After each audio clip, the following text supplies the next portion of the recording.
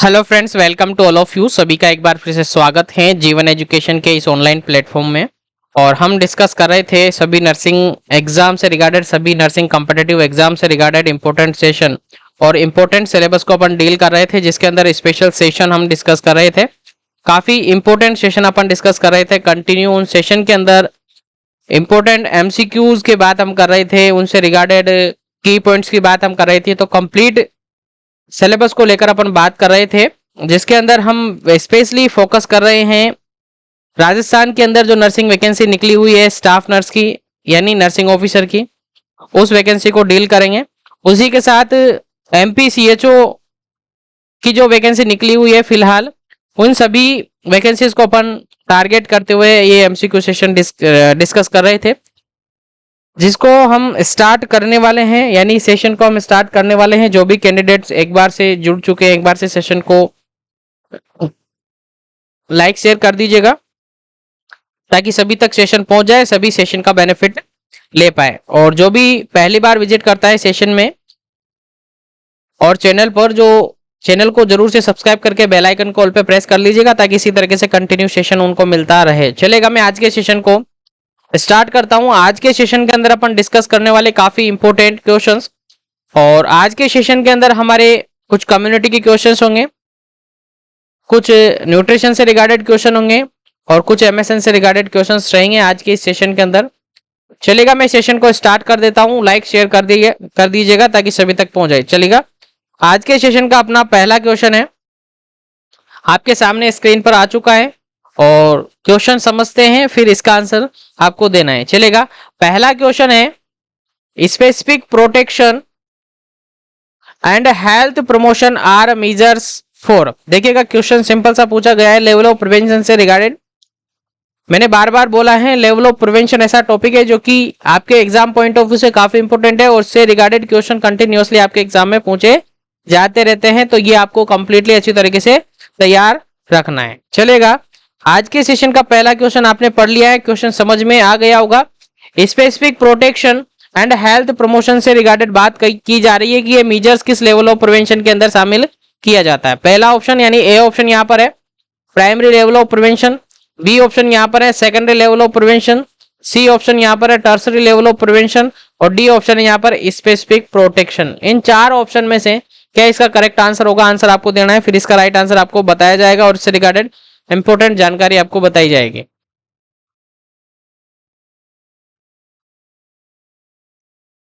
चलेगा, इस क्वेश्चन का बिल्कुल राइट आंसर अगर हम कहें तो स्पेसिफिक प्रोटेक्शन और हेल्थ एजुकेशन, जो कि जनरली आपके प्राइमरी लेवल ऑफ प्रिवेंशन के अंदर देखने को मिलता है। प्राइमरी लेवल ऑफ प्रिवेंशन के अंदर मैंने बार बार आपसे कहा है कि इसके अंदर दो चीजें शामिल होती हैं। एक तो होता है आपका health education by health promotion by health education, ठीक है। हेल्थ एजुकेशन, और हेल्थ एजुकेशन क्यों देते हैं? प्रमोशन के लिए, हेल्थ को प्रमोट करने के लिए हेल्थ एजुकेशन दी जाती है। दूसरा है sir specific protection. Specific protection, specific protection में क्या सर? इम्यूनाइजेशन। इम्यूनाइजेशन को इसमें शामिल किया जाता है। जो भी स्पेसिफिक प्रोटेक्शन काम में लिए जाते हैं वो सारे इसमें आते हैं। उसके अलावा कॉन्ट्रासेप्शन, कॉन्ट्रासेप्शन को भी इसमें शामिल किया जाता है। तो ये क्या हो गया? स्पेसिफिक प्रोटेक्शन हो गया। तो प्राइमरी लेवल ऑफ प्रिवेंशन में health promotion by the health education, health promotion by the health education और स्पेसिफिक प्रोटेक्शन, दोनों ही टर्म यहाँ पर शामिल होते हैं लेवल ऑफ प्रिवेंशन के फर्स्ट प्राइमेस्टर में, सॉरी फर्स्ट प्रिवेंशन में। Second prevention, second level of prevention की अगर हम बात करें तो इसके अंदर जनरली हम बात करें तो अर्ली डायग्नोसिस और early treatment, early diagnosis and early treatment इसके अंदर शामिल होता है सेकेंडरी लेवल ऑफ प्रिवेंशन के अंदर। टर्सरी लेवल ऑफ प्रिवेंशन की अगर हम बात कहें तो इसके अंदर आता है आपका रिहैबिलिटेशन। रिहैबिलिटेशन इसके अंदर शामिल किया जाता है। डिसेबिलिटी लिमिटेशन इसके अंदर शामिल किया जाता है।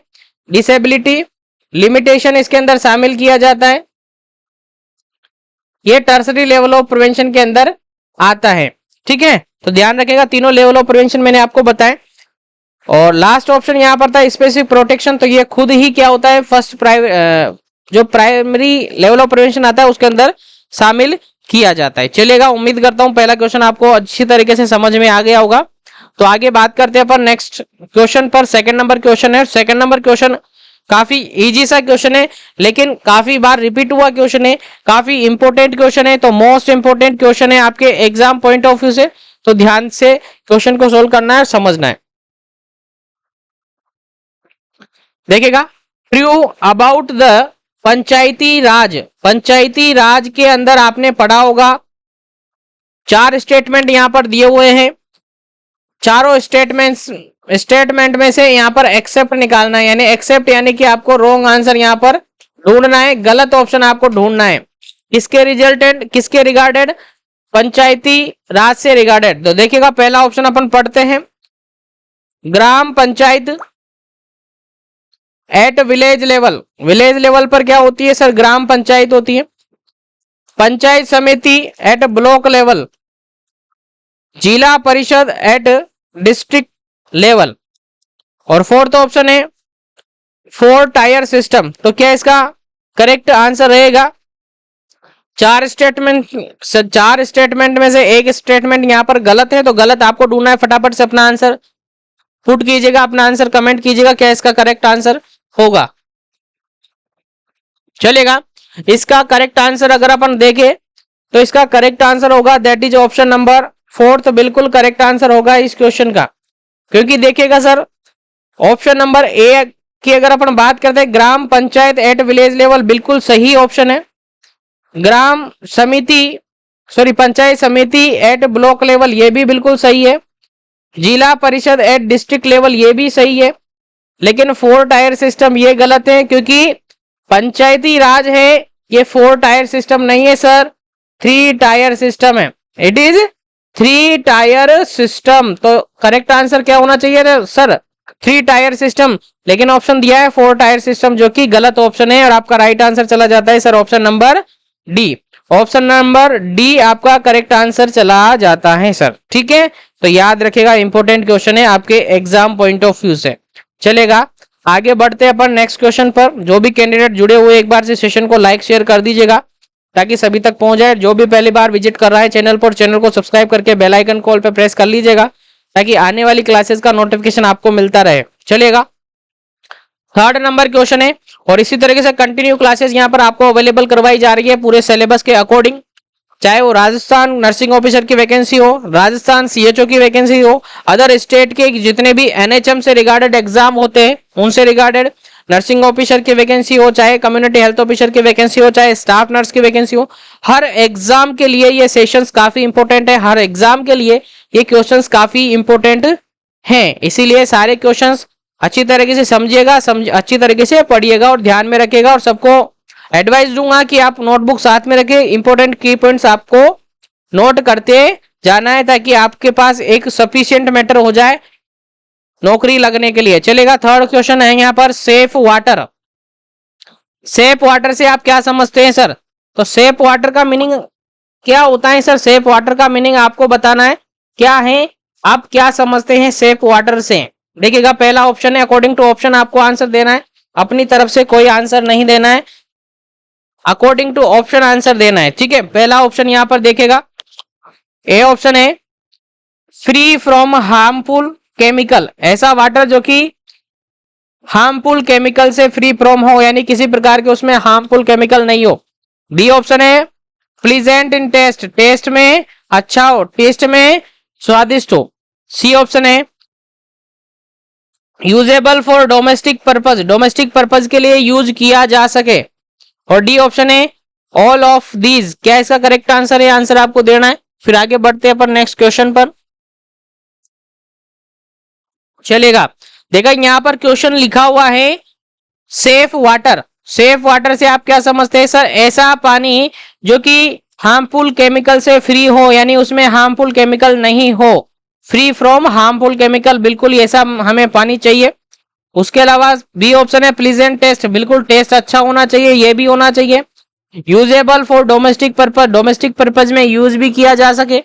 तो तीनों ही ऑप्शन यहाँ पर सही है, इसीलिए आपका करेक्ट आंसर क्या जाता है sir, option number D, all of these बिल्कुल करेक्ट हो जाता है इस क्वेश्चन का राइट आंसर। चलिएगा, आगे बढ़ते हैं नेक्स्ट क्वेश्चन पर।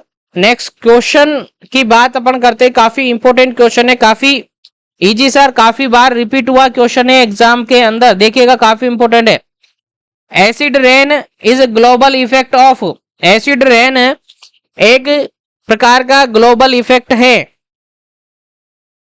तो एसिड रेन कब होता है, ये इफेक्ट क्यों आता है, क्या रीजन है, ऑप्शन के अकॉर्डिंग आंसर देना। पहला ऑप्शन यहाँ पर है ए ऑप्शन, नॉइस पोल्यूशन के रिजल्टेंट एसिड रेन होता है।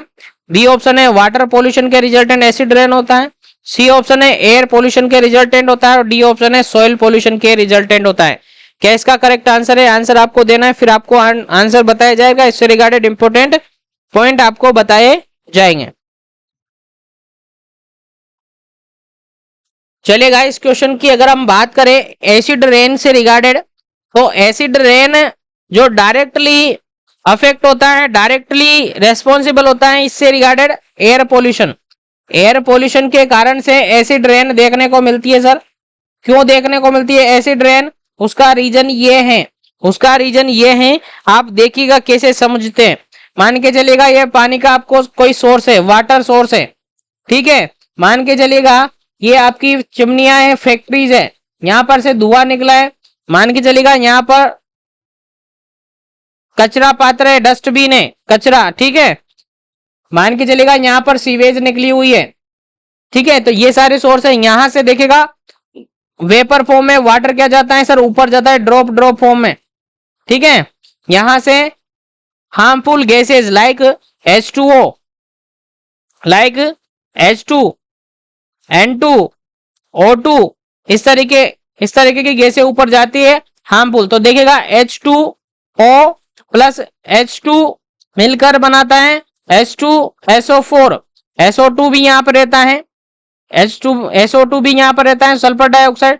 तो मान के चलिएगा यहाँ पर जो गैसेज होते हैं आपस में कॉम्बिनेशन करती है, कॉम्बिनेशन करने के बाद SO2 प्लस H2 तो लगभग H2SO4 बनाती है और H2 प्लस NO3 HNO3 बना देती है, HNO3। दोनों ही क्या है सर, एसिड है, दोनों ही क्या है सर, एसिड है। और एसिड जब क्लाउड के अंदर मिक्स हो जाता है, क्लाउड के अंदर क्या होता है सर, मिक्स होता है। मिक्स होने के बाद जो भी रेन होती है उसके अंदर एसिड आता है, इसीलिए उसको एसिड रेन कहते हैं। तो रीजन आपको समझ में आ गया कि सबसे मेन रीजन ग्लोबल इफेक्ट की बात अपन करें एसिड रेन से रिगार्डेड, तो क्या है आपका एयर पोल्यूशन है। इंपोर्टेंट क्वेश्चन है, याद रखिएगा। चलिएगा आगे बढ़ते हैं। जो भी कैंडिडेट जुड़े हुए एक बार से सेशन को लाइक शेयर करते रहिएगा। नेक्स्ट क्वेश्चन है 5th number, PPE stand for, PPE क्या होता है, पीपीई फुल फॉर्म आपको बताना है, यहाँ पर अकॉर्डिंग टू ऑप्शन आंसर देना है। देखा पहला ऑप्शन यहाँ पर patient protective equipment, B option है professional program equipment, C option है personal protective equipment, D option है पर्सन प्रोटेक्शन इवेंट। क्या इसका करेक्ट आंसर है, क्या इसका करेक्ट आंसर है, आंसर आपको देना है। चलेगा, इस क्वेश्चन का अगर बिल्कुल करेक्ट आंसर की बात अपन करें तो ऑप्शन नंबर सी यहाँ पर करेक्ट आंसर रहेगा, personal protective equipment, personal protective equipment. जैसा कि आप सबको पता होगा अभी कोविड-19 था, कोविड-19 के अंदर पीपीई किट जो होता है, पीपीई किट जो होता है पर्सनल प्रोटेक्टिव इक्विपमेंट के अंदर आता है। तो पीपीई किट पहना गया था, ठीक है। तो पीपीई स्टैंड फॉर क्या होता है, पर्सनल प्रोटेक्टिव इक्विपमेंट। उम्मीद करता हूं समझ में आ गया होगा। चलिएगा आगे बढ़ते हैं पर नेक्स्ट क्वेश्चन पर। नेक्स्ट क्वेश्चन आपके लिए काफी इंपॉर्टेंट है, देखिएगा 6 नंबर क्वेश्चन है। क्या कहता है, control of water supply to ensure that they are pure and wholesome is a statement of. देखिएगा ये जो स्टेटमेंट यहां पर लिखा हुआ है, control of water supply to ensure that they are pure and wholesome, तो ये जो स्टेटमेंट है वो किसका है। पहला ऑप्शन यहां पर है पोल्यूशन कंट्रोल डिपार्टमेंट का है, बी ऑप्शन है डिपार्टमेंट ऑफ हेल्थ का है, सी ऑप्शन है वाटर सप्लाई डिपार्टमेंट का है और डी ऑप्शन है WHO का है। किसका है ये स्टेटमेंट, सभी को याद होना चाहिए, इंपोर्टेंट क्वेश्चन है, आपके एग्जाम में पूछा हुआ क्वेश्चन है। देखिएगा अगर बात हम करें इस स्टेटमेंट की, तो ये जो स्टेटमेंट यहाँ पर मेंशन है, ये स्टेटमेंट डब्ल्यूएचओ ने दिया है। डब्ल्यूएचओ का स्टेटमेंट है control of water supply to ensure that they are pure and wholesome. ठीक है, ये स्टेटमेंट किसका है सर? डब्ल्यूएचओ का है। चलेगा, उम्मीद करता हूं समझ में आ गया। तो आगे बढ़ते हैं अपन नेक्स्ट क्वेश्चन पर। नेक्स्ट क्वेश्चन आपके लिए काफी इंपोर्टेंट है, देखिएगा 7 नंबर क्वेश्चन है। 7 नंबर क्वेश्चन क्या कहता है? Potassium permanganate is destroy the organism. Potassium permanganate जो होता है वो किसको डिस्ट्रॉय करने का काम करता है? किस ऑर्गेनिज्म को ये डिस्ट्रॉय करने का काम करता है? ए ऑप्शन यहाँ पर एच पाइलोराई, बी ऑप्शन है स्ट्रेप्टोकोकस, सी ऑप्शन है ई कोलाई और डी ऑप्शन है विब्रियो कोलेरा। चलेगा, आंसर दीजिएगा, क्या इसका करेक्ट आंसर होगा? पोटेशियम परमैंगनेट किसको डिस्ट्रॉय करने का काम करता है? काफी इंपोर्टेंट क्वेश्चन है, आपके एग्जाम में पूछा हुआ क्वेश्चन है, नर्सिंग हिस्ट्री के अंदर एग्जाम में पूछा हुआ क्वेश्चन है, सीएचओ एग्जाम के अंदर भी पूछा हुआ क्वेश्चन है, तो ध्यान रखिएगा, इंपोर्टेंट क्वेश्चन है। Potassium permanganate is destroy the organism, किस ऑर्गेनिज्म को डिस्ट्रॉय करने का काम करता है पोटेशियम परमैंगनेट? चलेगा, इस क्वेश्चन का अगर बिल्कुल करेक्ट आंसर हम देते हैं, बिल्कुल करेक्ट आंसर हम देते हैं, तो ऑप्शन नंबर डी यहाँ पर करेक्ट आंसर है, विब्रियो कोलेरा, जो कि खोज करता है कोलेरा। कोलेरा एक टाइप का डायरिया है, एक टाइप का डायरिया है, याद रखिएगा, इंपोर्टेंट क्वेश्चन है। चलिएगा, आगे बढ़ते हैं अपन नेक्स्ट क्वेश्चन पर। नेक्स्ट क्वेश्चन है 8 नंबर क्वेश्चन, काफी इंपोर्टेंट है ये क्वेश्चन भी आपके लिए। देखिएगा 8 नंबर क्वेश्चन कहता है there are various chemical substance which purify water such as. देखिएगा कुछ केमिकल सब्सटेंसेस होते हैं जो कि वाटर को प्योरीफाई करने में काम में लिया जाता है। तो ऑप्शन में भी आपको कुछ केमिकल सब्सटेंस दिए हैं जो कि वाटर को प्योरीफाई करने के लिए काम में लेंगे, वाटर को प्योरीफाई करने के काम में हम लेते हैं। तो कौन कौन से हैं, आंसर आपको देना है। पहला ऑप्शन है यहाँ पर क्लोरीन, बी ऑप्शन है यहाँ पर आयोडीन, सी ऑप्शन है पोटेशियम परमैंगनेट और डी ऑप्शन है ऑल ऑफ दीज। तो किस किस केमिकल को आप किस किस केमिकल का यूज करके आप वाटर को प्यूरिफाई करते हो या प्यूरिफाई कर सकते हो? तो वाटर को प्यूरिफाई करने के लिए कौन से केमिकल को यहाँ पर आप काम में लेते हो, आंसर देना है आपको। देखिएगा पहला option chlorine, iodine, potassium permanganate और ऑल ऑफ दिस। चलेगा, जल्दी से आंसर देते रहिएगा, इसका क्या करेक्ट आंसर होगा। देखिएगा अगर हम बात करते हैं क्लोरीन की, तो क्लोरीन को भी वाटर को प्यूरिफाई करने में काम में लिया जाता है। आयोडीन से भी वाटर को प्यूरिफाई कर सकते हैं, पोटेशियम परमैंगनेट से भी कर सकते हैं, यानी तीनों ऑप्शन यहाँ पर सही हैं।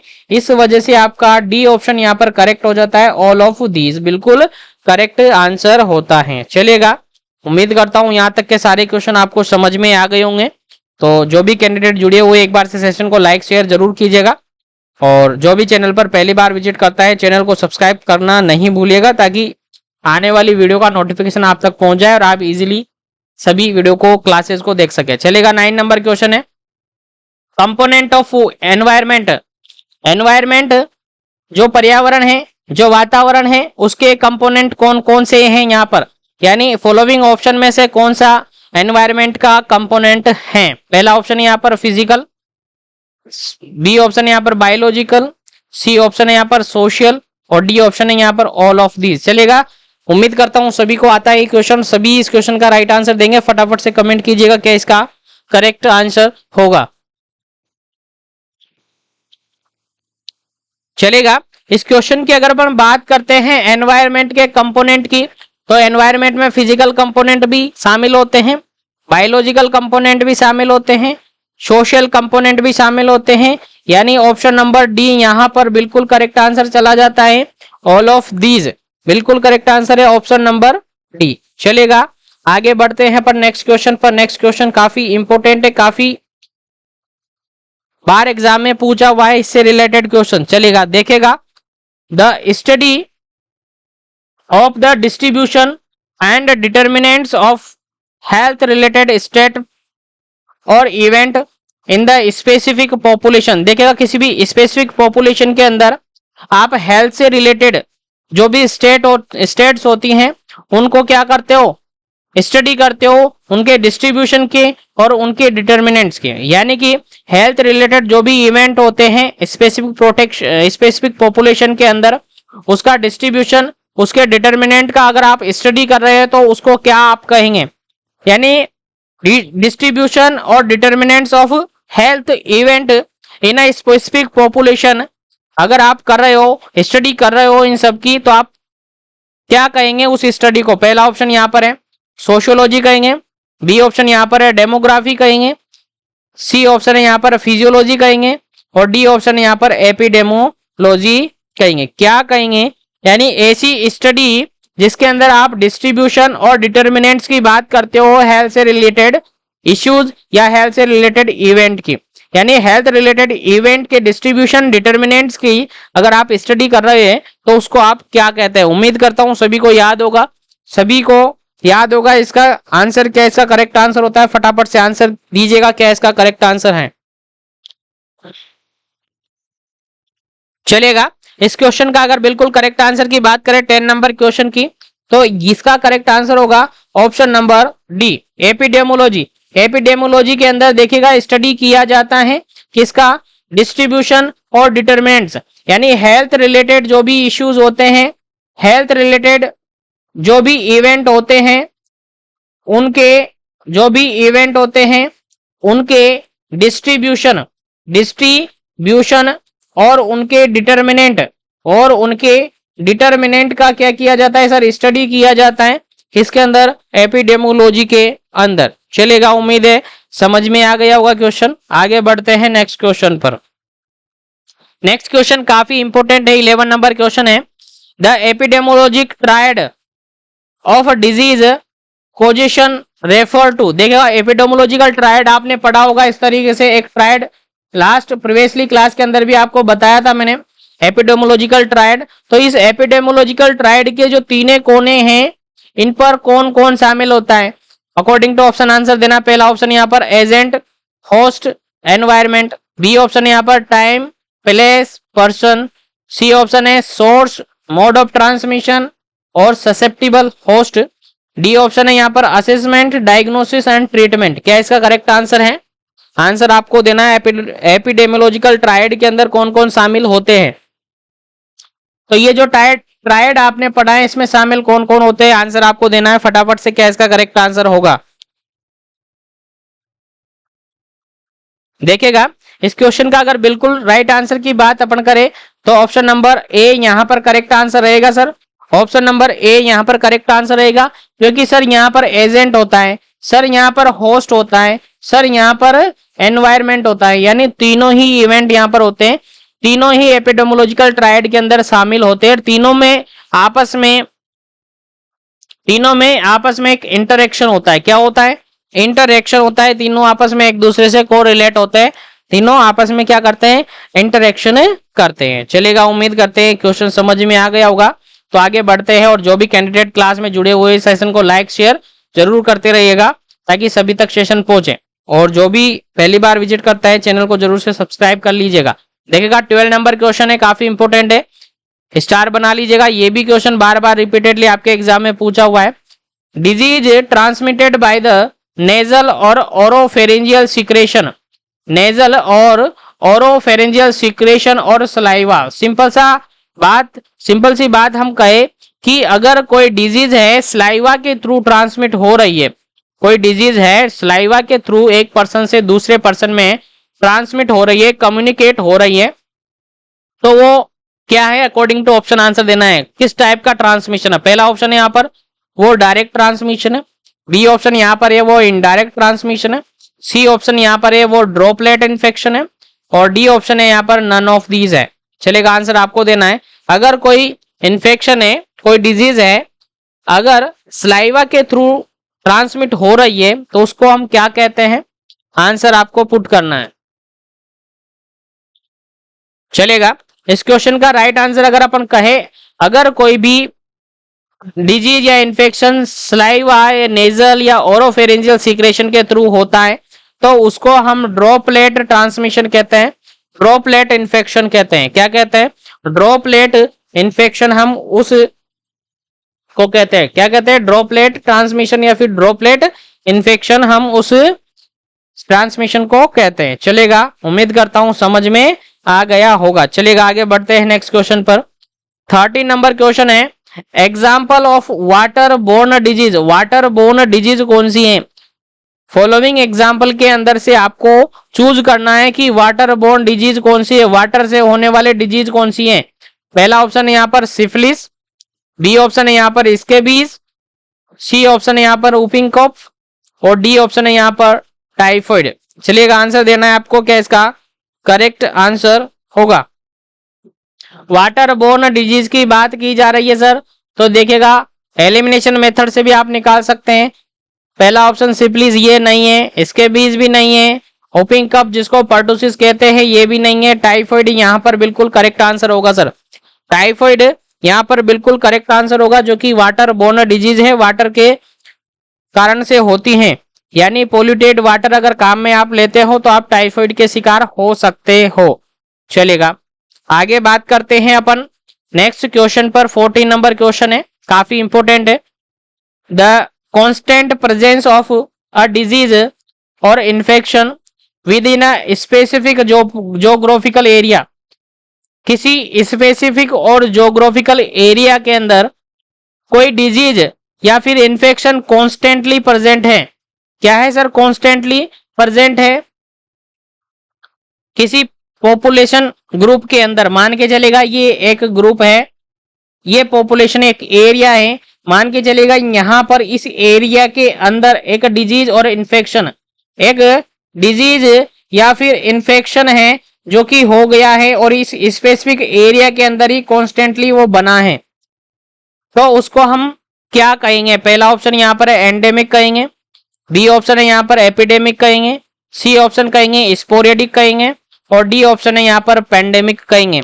किसी पर्टिकुलर जोग्राफिकल एरिया के अंदर अगर कोई डिजीज या इन्फेक्शन कॉन्स्टेंटली प्रेजेंट है तो हम उसको क्या कहेंगे? आंसर आपको पुट करना है। चलेगा, इस क्वेश्चन का अगर बिल्कुल करेक्ट आंसर हम करते हैं तो इस क्वेश्चन का बिल्कुल जो राइट आंसर होगा सर, इसका बिल्कुल राइट आंसर हो जाता है आपका ऑप्शन नंबर ए। यहां पर बिल्कुल करेक्ट आंसर हो जाता है। एंडेमिक इसको कहेंगे। क्या कहेंगे सर? एंडेमिक कहेंगे। क्यों कहेंगे कि सर ये जो डिजीज कंडीशन और इन्फेक्शन है एक पर्टिकुलर एरिया के अंदर है, यानी एक बाउंड्री बनी हुई है, एक बाउंड्री बनी हुई है, तो इस बाउंड्री के अंदर अंदर ये हो रहा है, इसीलिए क्या है? एंडेमिक है। एंडेमिक से समझते हो आप, एंड हो जाना, यानी एक बाउंड्री के अंदर अंदर ही शामिल होना। ध्यान रखिएगा, इंपॉर्टेंट क्वेश्चन है। तो एंडेमिक यहाँ पर बिल्कुल करेक्ट आंसर हो जाता है आपके इस क्वेश्चन का। ठीक है, चलेगा, आगे बढ़ते हैं अपन नेक्स्ट क्वेश्चन पर। उम्मीद करते हैं यहां तक क्वेश्चन सारे आपको समझ में आ गए होंगे। चलेगा, आगे बात करते हैं नेक्स्ट क्वेश्चन। 15 नंबर क्वेश्चन है।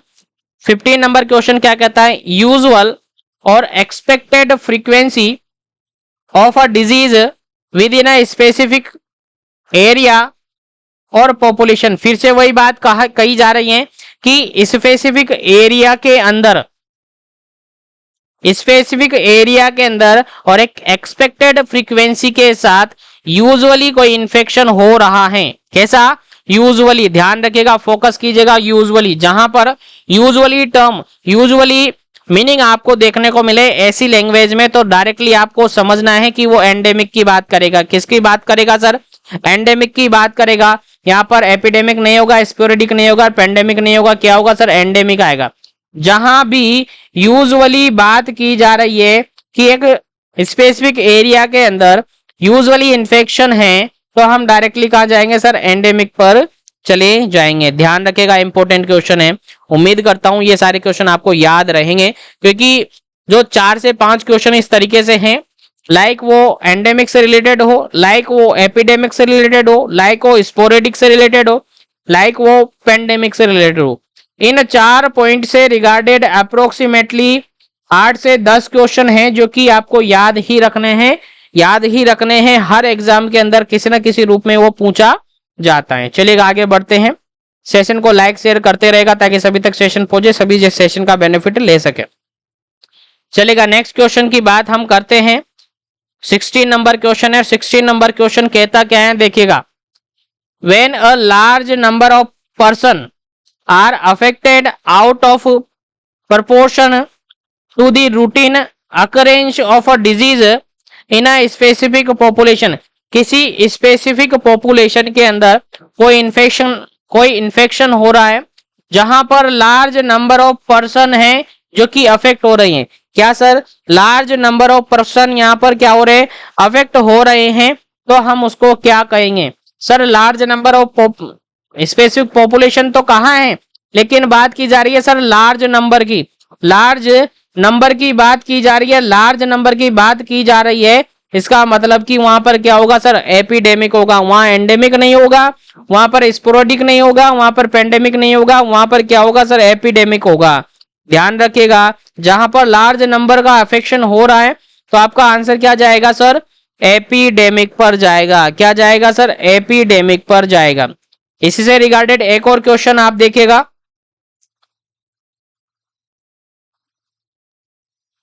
इसी से रिगार्डेड एक और क्वेश्चन आप देखिएगा, occurrence of N unusual frequency of a disease about the expected frequency of occurrence in a specific population place and time. देखिएगा यहां पर सेम क्वेश्चन है, अभी थोड़ी देर पहले बात की अपन ने यूजुअल की, मैंने कहा यूजुअल जहां आ जाता है वहां पर डायरेक्ट आंसर आपको कहां जाना है सर, एंडेमिक पर जाता है, लेकिन यहां पर यूजुअल नहीं होकर क्या हो गया सर, अनयूजुअल हो गया। यूजुअल नहीं होकर क्या हो गया सर, अनयूजुअल हो गया। और अनयूजुअल की बात जहां आ जाए, अनयूजुअल की बात जहां आ जाए वहां पर आपको एंडेमिक पर आंसर नहीं जाना है सर, वहां पर आपको एपिडेमिक पर आंसर जाना है। ध्यान रखिएगा, एपिडेमिक पर आपको आंसर जाना है। यानी यूजुअल की बात करें तो एंडेमिक जाएगा, अनयूजुअल की बात करें तो आपका एपिडेमिक आंसर रहेगा। क्या रहेगा सर, एपिडेमिक आपका आंसर रहेगा। तो इस क्वेश्चन का राइट आंसर भी क्या होगा सर, एपिडेमिक। ये सारे क्वेश्चन काफी इंपोर्टेंट है, आपको याद रखना है, काफी इंपोर्टेंट है। चलिएगा नेक्स्ट क्वेश्चन की बात करते हैं। ये क्वेश्चन भी काफी बार एग्जाम में देखने को मिला है। आउटब्रेक टर्म यूज, आउटब्रेक जो होता है किसी एरिया के अंदर, पॉपुलेशन एरिया के अंदर, पॉपुलेशन ग्रुप के अंदर आउटब्रेक होता है, तो वो आउटब्रेक का मतलब क्या होता है, क्या वो एंडेमिक होता है, क्या वो एपिडेमिक होता है, क्या वो स्पोरेडिक होता है, क्या वो पेंडेमिक होता है। चलेगा जल्दी से आपको आंसर बताना है, क्या इसका करेक्ट आंसर होगा।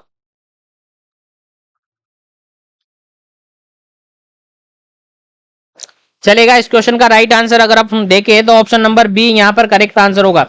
ऑप्शन नंबर यहां पर करेक्ट आंसर होगा। देखेगा एपिडेमिक से रिलेटेड तीन पॉइंट में आपको बताता हूं। पहला पॉइंट यहां पर यह है कि सर लार्ज नंबर इफेक्ट होगा, लार्ज नंबर ऑफ पर्सन क्या होंगे सर, अफेक्ट होंगे। यहां पर लार्ज नंबर ऑफ पर्सन क्या होंगे सर, अफेक्ट होंगे। ठीक है, large number of person affect होंगे। दूसरी बात यहां पर अनयूजुअल की बात की जाएगी, क्या सर, अनयूजुअल की बात यहां पर की जाएगी। और तीसरी बात यहां पर आउटब्रेक की बात की जाएगी। क्या सर, आउटब्रेक की बात की जाएगी। तीनों पॉइंट को घोलकर आप पी लीजिएगा। तीनों से रिलेटेड अगर क्वेश्चन बनता है तो डायरेक्टली आपका आंसर जाएगा सर एपिडेमिक पर। कहां जाएगा सर, एपिडेमिक पर आपका क्वेश्चन जाएगा। चलिएगा, उम्मीद करता हूं क्वेश्चन समझ में आ गया होगा। तो सेशन को लाइक शेयर करते रहेगा। जो भी कैंडिडेट जुड़े हुए हैं चैनल को जरूर से सब्सक्राइब कर लीजिएगा ताकि आने वाली वीडियो की क्लासेस की नोटिफिकेशन आपको मिलती रहे। चलेगा नेक्स्ट क्वेश्चन की बात करते हैं। 19 नंबर क्वेश्चन है, 19 नंबर क्वेश्चन है, काफी इंपोर्टेंट है। देखिएगा, when the disease occurrence in scattered population irregularly, hazardly from time to time and generally frequently infrequently, then it is considered to। देखिएगा यहां पर जो इन्फेक्शन होगा किसी एरिया के अंदर वो स्केटर टाइप में होगा। स्केटर टाइप में मतलब बिखरा हुआ, इरेगुलर होगा। अब देखो दो टर्म यहां पर मैंने हाईलाइट की है। अगर इन्फेक्शन है, फैल रहा है, अगर इरेगुलर हो रहा है और स्कैटर्ड फॉर्म में हो रहा है, स्कैटर्ड पॉपुलेशन के अंदर हो रहा है, तो डायरेक्टली आपका आंसर क्या जाएगा? आंसर देना है पहला ऑप्शन, एंडेमिक, एपिडेमिक, स्पोरेडिक और पेंडेमिक। चलिएगा आंसर दीजिएगा। बस यहीं पर आपका क्वेश्चन सोल्व हो जाता है। इरेगुलर और स्कैटर्ड पॉपुलेशन के अंदर ये इन्फेक्शन जनरली हो रहा है, तो आपका सर आंसर जाता है डायरेक्टली ऑप्शन नंबर सी पर, स्पोरेडिक। जहां पर भी स्कैटर्ड और इरेगुलर की बात की जा रही है, आपका डायरेक्ट आंसर जाएगा सर ऑप्शन नंबर सी पर, स्पोरेडिक पर। बिल्कुल करेक्ट आंसर है इस क्वेश्चन का। चलेगा आगे बढ़ते हैं पर नेक्स्ट क्वेश्चन पर। नेक्स्ट क्वेश्चन आपके सामने काफी इंपोर्टेंट है। एक बार फिर से सारे क्वेश्चन जो अभी डिस्कस अपन ने किए, सारे क्वेश्चन इंपोर्टेंट है आपके एग्जाम पॉइंट ऑफ व्यू से, तो सारे पर आप स्टार बना लीजिएगा, नोट कर लीजिएगा। देखिएगा 20 नंबर क्वेश्चन क्या कहता है, affecting a large number of population group extending to a wide geographical area such as nation, continent और द वर्ल्ड इज कंसिडर्ड। देखिएगा लार्ज नंबर ऑफ पॉपुलेशन यहाँ पर अफेक्ट हो रही है, और लार्ज नंबर ऑफ पॉपुलेशन इतनी अफेक्ट हो रही है कि वो वर्ल्ड वाइड हो रहा है। जो बड़े बड़े ज्योग्राफिकल एरिया उसके अंदर शामिल है, पूरा नेशन वहां पर शामिल हो सकता है, कॉन्टिनेंट वहां पर शामिल हो सकता है, और वो पूरे वर्ल्ड को कंसिडर करता है। तो ऐसी कंडीशन को अपन क्या कहेंगे? क्या ऑप्शन नंबर फर्स्ट एंडेमिक कहेंगे, क्या एपिडेमिक कहेंगे, क्या स्पोरेडिक कहेंगे, क्या पेंडेमिक कहेंगे? देखिएगा अगर बड़ा ज्योग्राफिक एरिया लाइक वो पूरा नेशन ही शामिल हो जाए, लाइक वो पूरा जिला शामिल हो जाए, लाइक वो कॉन्टिनेंट शामिल हो जाए, लाइक पूरे वर्ल्ड की बात की जाए, तो डायरेक्टली आपका आंसर जाएगा सर पेंडेमिक पे। किस पे सर? पेंडेमिक पे आपका आंसर जाएगा। ऑप्शन नंबर डी यहाँ पर करेक्ट आंसर है, क्योंकि यहाँ पर वर्ल्ड वाइड की बात की जा रही है, बड़ा ज्योग्राफिकल एरिया है तो उसकी बात की जा रही है, तो क्या आ जाएगा सर? पेंडेमिक हो जाता है। जैसे कि अभी कोविड-19 जो आया था वो भी क्या है? एक टाइप का पेंडेमिक था। तो उम्मीद है ये जो सारे क्वेश्चन अपन ने डिस्कस किए आप सबको समझ में आ गए होंगे, और सारे क्वेश्चन आपको याद रहे होंगे, क्योंकि सारे क्वेश्चन ऐसे क्वेश्चन है जो कि आपके एग्जाम के अंदर रिपीटेडली पूछे जाते हैं। तो आज के क्वेश्चन सेशन को अपन यहीं पर फिनिश करेंगे। उम्मीद है इस सेशन से काफी कुछ आपने सीखा, और इस वीडियो को ज्यादा से ज्यादा शेयर कीजिएगा ताकि सभी तक सेशन पहुंच जाए, सभी सेशन का बेनिफिट ले सके। और जो भी पहली बार विजिट करता है इस तरीके से daily up to date classes चाहता है, वो चैनल को जरूर से सब्सक्राइब करके बेल आइकन को ऑल पे प्रेस कर लीजिएगा, ताकि आने वाली क्लासेस का नोटिफिकेशन आप तक पहुंच जाए और आप सेशन का बेनिफिट ले सके। बाकी आज के लिए इतना ही, मिलते हैं अपन नेक्स्ट सेशन के अंदर, अगली क्लास के अंदर। जब तक के लिए wish you all the best. Thank you very much. ज्यादा से ज्यादा लाइक और शेयर जरूर कीजिएगा।